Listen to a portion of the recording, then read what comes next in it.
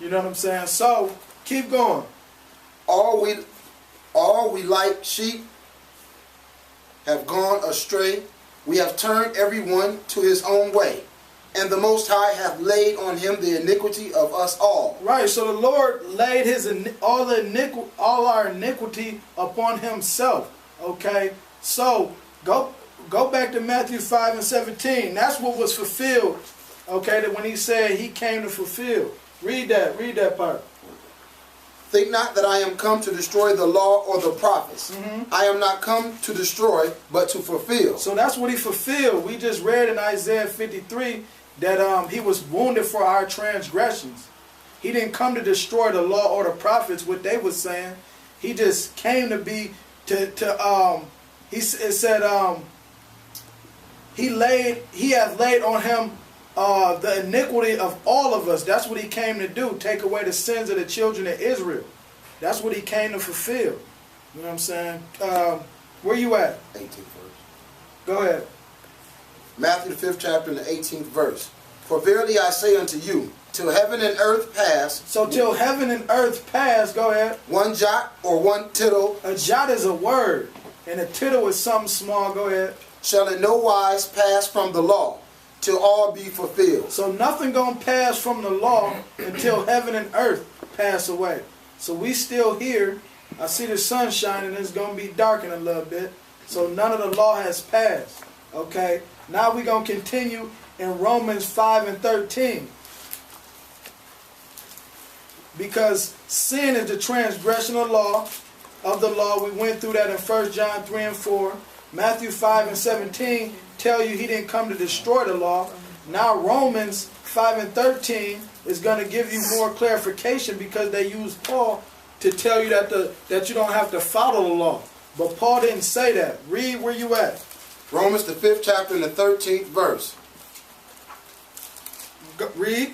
For until the law, sin was in the world. So until the law, sin was in the world. So from the beginning there was sin, so there was law. Because what happened in the beginning? People were sinning. Okay, so there was law. Keep going. But sin is not imputed when there is no law. So therefore, there is no... Read that part again, I'm sorry. But sin is not imputed when there is no law. The word imputed means accounted for.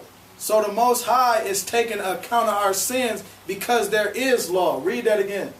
But sin is not imputed when there is no law. So he can't have account of our sins if there is no law. If we're not going against nothing, then why would he be marking anything down to charge us with?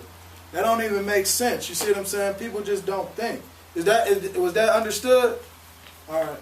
All right, move to Romans 3:30. Because Paul also cleared it here. You know what I'm saying? In this Romans 3:30.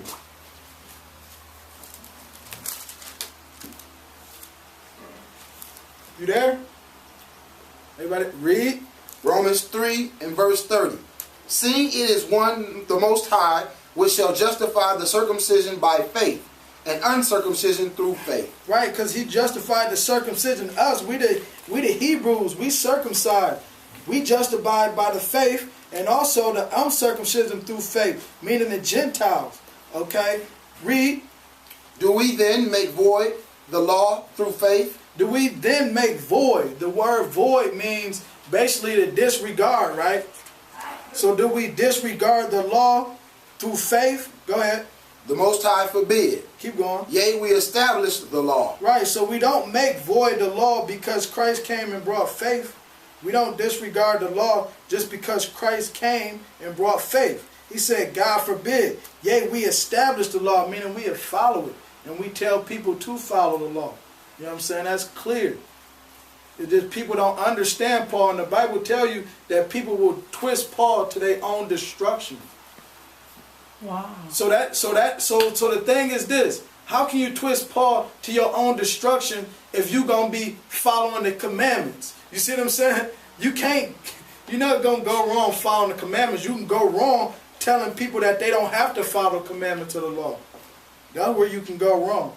Okay, so that clear up the little sin part, okay, dealing with Romans 6 and 14. Let's go back to Romans 6 and 14.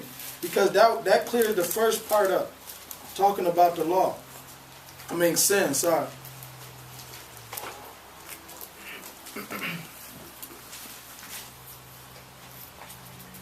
Read 6 and 14. Romans 6 and the 14th verse.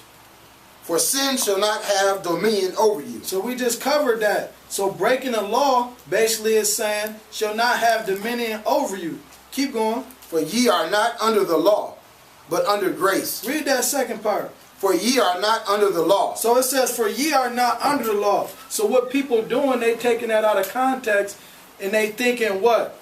That you don't have to live by the law. Right. Okay? So people taking that out of context, they don't have the understanding of that. But what we're going to do is we're going to bring that to understanding. Because when you read that, everybody, it seems like it's saying we don't have to follow the law, right? And we're going to get that. So let's get the understanding of that. What does being under the law mean? Let's go to Deuteronomy 21. Okay, and verse 22. How the camera doing? Good. All right, so we're going to Deuteronomy chapter 21.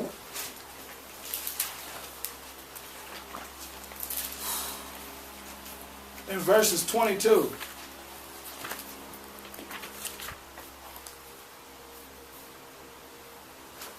Read. Deuteronomy, the 21st chapter, the 22nd verse. And if a man have committed a sin worthy of death. So if a man have went against the law, because we know that sin is going against the law or transgression of the law. Go ahead.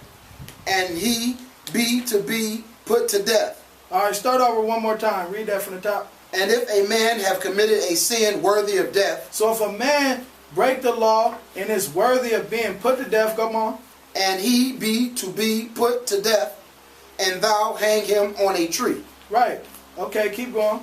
His body shall not remain all night upon the tree, but thou shalt in any wise bury him that day. Keep going. For he that is hanged is accursed of the Most High. So he that is hanged, so this man done broke a law, is worthy of death, he gonna get hung, okay? He is accursed of the Most High. So let's see what the curse of the Most High is.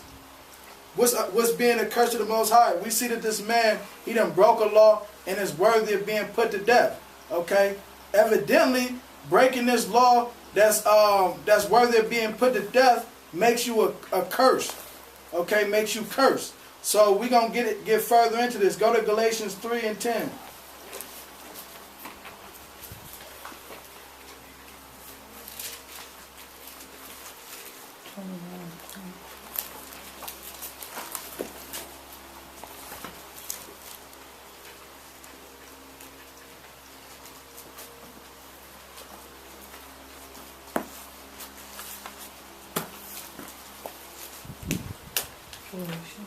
Everybody there? Yep.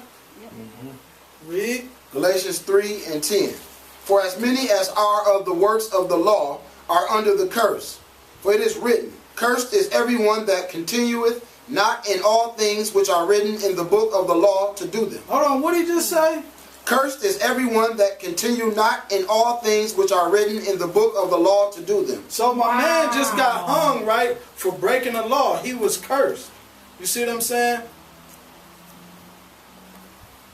It says, for as many as are of the works of the law are under the curse.